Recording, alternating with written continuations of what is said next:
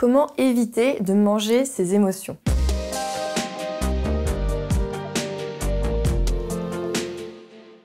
Je m'appelle Alexa Cornu, je suis coach spécialisée en physiologie féminine. J'accompagne depuis plus de 14 ans des femmes reprendre leur santé en main à travers des conseils nutrition, sportifs et de bien-être. Aujourd'hui, j'avais envie de parler des émotions, souvent un sujet qui revient, l'alimentation compulsive, quand on a l'impression de manger ses émotions et de perdre totalement le contrôle de ce qu'on va consommer. Alors, que faire? Quelles sont les astuces qu'on peut mettre en place pour éviter de manger ses émotions? La première chose pour moi qui est la plus importante, c'est de ne pas éprouver de culpabilité puisqu'il n'y a absolument aucun intérêt constructif à éprouver de la culpabilité. Si ce n'est se rabaisser sur le moment, se rajouter finalement une émotion négative, comme si ça suffisait pas déjà de manger ses émotions. Donc la culpabilité, elle n'est pas constructive, donc une fois que c'est fait, c'est fait. Par contre, ce qui peut être constructif, c'est essayer de se poser la question pourquoi c'est arrivé et est-ce que ça aurait pu être évité. Donc au lieu de ressentir et de perdre de l'énergie sur de la culpabilité, de plutôt se poser la question comment ça aurait pu être évité. Donc par exemple, se dire est-ce que j'ai pas assez mangé à midi et du coup j'avais vraiment très faim, j'étais fatiguée donc j'ai craqué. Ou alors est-ce que j'ai eu une réflexion désagréable pendant ma journée? Est-ce que je me sens seule? Est-ce que on m'a stressée parce qu'on m'a mis la pression sur une deadline, etc. De vraiment se poser la question de comment je me sens et qu'est-ce qui peut générer cette émotion qui fait que derrière j'ai eu besoin de me réconforter par l'alimentation. Parce que quand on a des compulsions alimentaires, soit on a très faim, et dans ce cas-là, il faut manger et trouver plutôt des aliments sains à consommer. Ou alors, c'est qu'on va manger donc ces émotions, ce qui est notre sujet aujourd'hui. Et dans ce cas-là, ça va être de voir comment est-ce qu'on peut essayer de combler ce que la nourriture vient combler. Souvent, c'est intéressant de se poser la question de qu'est-ce qui nous nourrit vraiment dans notre vie, non pas en termes nutritionnels purement, mais en termes social, les activités, notre métier, nos passions, notre entourage. Est-ce qu'il y a des choses dans lesquelles on se sent vraiment nourri et d'autres à l'inverse dans lesquelles on se sent vide. Parce que très souvent, l'alimentation vient combler un vide que l'on ressent. Et donc, de mettre le doigt déjà sur qu'est-ce qui est le vide en question peut être une première partie pour comprendre ensuite comment éviter ces comportements alimentaires. Ne pas se blâmer sur le fait d'avoir eu la compulsion, mais plutôt se dire comment est-ce que je peux essayer de me sentir mieux et sur quel plan de ma vie est-ce qu'il va falloir que je travaille pour pouvoir avoir plus de bien-être.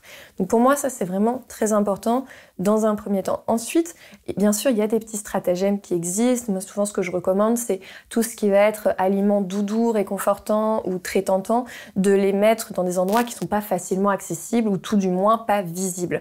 Forcément, si vous avez sur la table des chocolats, que ce soit au travail ou à la maison, ou alors si quand vous ouvrez le tiroir pour faire à manger, pour prendre vos condiments, là, vous avez sous le nez du chocolat ou des bonbons, vous allez être plus amené à les grignoter à ce moment-là parce que vous allez les voir. Des fois, en fait, on n'y pense pas, on les voit et du coup, on commence à en manger et là, on part après derrière en compulsion alimentaire, on n'arrive plus à s'arrêter. Mais peut-être que si on les avait pas vus initialement, il n'y aurait pas eu cet élément déclencheur. Après, ce qui peut énormément vous aider aussi, c'est d'utiliser des outils qui permettent d'être plus calme, plus apaisé, comme la cohérence cardiaque ou la respiration en pleine conscience, qui peuvent être des outils très puissants pour vous recentrer et éviter de vous sentir submergé. Des fois, on va craquer alimentairement parce qu'on a ce manque de contrôle de notre vie. On contrôle plus ses émotions, bien qu'il ne faut jamais les contrôler, mais on a l'impression que tout part en live. Et donc, du coup, on va en fait se réfugier sur la nourriture pour avoir des fois juste cette sensation de contrôle. Alors qu'au final, en mettant en place des outils de méditation, de respiration, on peut accepter beaucoup plus ces émotions, les ressentir, les laisser nous traverser et elles auront beaucoup moins cet effet négatif ensuite de venir nous submerger parce qu'on les refoule ou qu'on ne veut pas les accepter ou qu'on ne veut pas les voir. Donc important d'être au clair par rapport à ça. De pas hésiter à se faire accompagner si c'est vraiment quelque chose qui vous apporte beaucoup de mal-être et de tristesse au quotidien, que ce soit avec des sophrologues, avec des thérapeutes, des psychologues, ou alors de faire du sport ou des activités qui vous permettent de vous décharger, de vous sentir mieux et qui vous apportent beaucoup de bonheur. N'hésitez pas à faire la liste justement des activités de plaisir que vous aimez faire, que ce soit prendre un bain, lire un livre, appeler une amie, aller vous balader.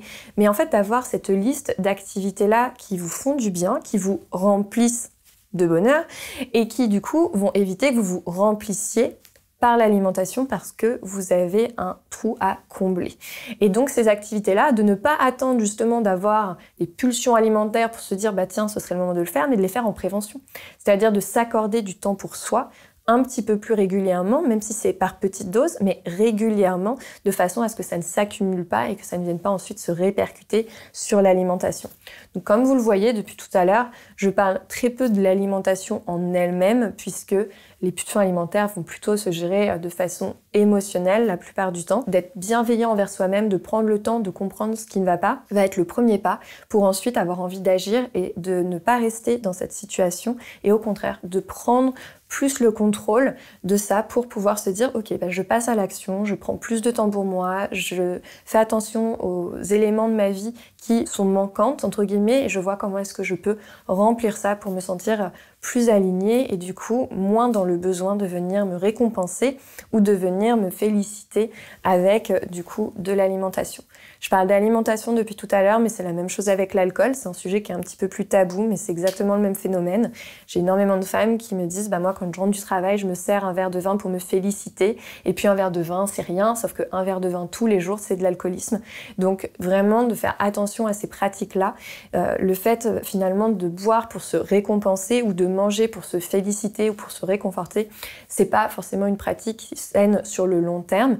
Bien sûr, de temps en temps, ça peut être intéressant de se dire je vais célébrer avec mes amis autour d'un bon repas, mais que ça ne devienne pas quelque chose de toxique et que ça ne parte pas en comportement alimentaire qui soit mauvais ensuite pour votre santé. Donc juste trouver le bon équilibre pour pouvoir profiter, célébrer comme il se doit quand c'est important, mais qu'il n'y ait pas de comportements toxiques qui vous embêtent au quotidien, qui peuvent se répercuter sur votre santé, que ce soit sur votre poids, mais même sans forcément avoir du surpoids, ça peut être tout simplement sur votre santé purement psychologique, mais aussi physique. Donc voilà, j'espère que cette vidéo vous aura apporté quelques clés. Si vous avez des questions, n'hésitez pas à me contacter en laissant un message. N'oubliez pas de vous abonner à la chaîne et je vous dis à très vite pour une prochaine vidéo.